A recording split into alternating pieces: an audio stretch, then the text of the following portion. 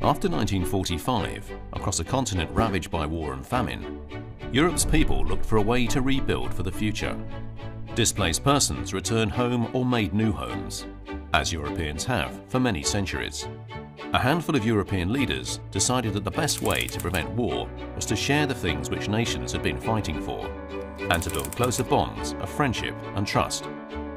The first step was the European Coal and Steel Community. A few years later, the signature of the Treaty of Rome led to the creation of the European Economic Community and laid the foundations for today's European Union. The Treaty of Rome paved the way for a number of common policies. A common market was created, with the removal of borders and barriers for goods, people, capital and services. This allowed cross-border trade to flourish, making war between neighbours simply unthinkable, and generating prosperity and opportunities for millions of European citizens which they had not known before. Putting in place these four fundamental freedoms helped Europe's economies develop and led to the creation of the world's biggest trading bloc. The Common Agricultural Policy was also launched with the Rome Treaty, at a time when Europeans knew what being rationed and hungry meant. They knew how much food makes a difference between life and death, between good and poor health. Over the last 60 years, ensuring that Europe is self-sufficient and that we can secure our food and be sure of what we eat has been a core priority of the European Union. After the Second World War, Europeans wanted a strong social policy aimed at sheltering the weakest, and so the Rome Treaty established the European Social Fund.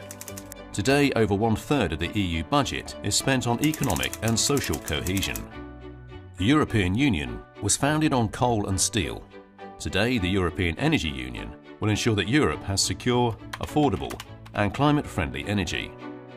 Wiser use of our resources and greater energy efficiency are key to fighting climate change and also to generating new jobs, growth and investment in Europe.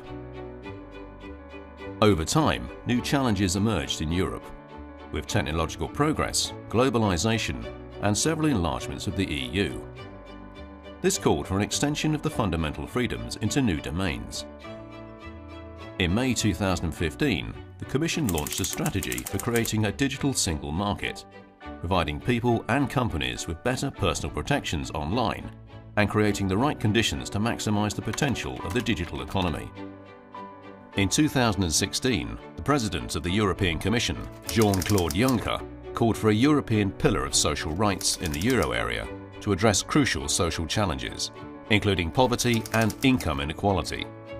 The Commission also created a European Solidarity Corps in 2016 to provide new opportunities for young people in Europe. Over its 60 years of existence, the Treaty of Rome has evolved with the European Union, and new treaties have been needed to keep pace with its growth and development. The history of the Union that has been formed under the guidance of this treaty is of an unprecedented nature in Europe. We are looking back on over 70 years of peace, which our continent has never known before. The journey has not always been smooth. It is a story of individuals and their lives. It is a story of institutions and their leaders, of men and women working tirelessly to overcome differences. It is the story of common values, common goals, common standards and common policies developed together, leading to the emergence of a stronger union between Europeans.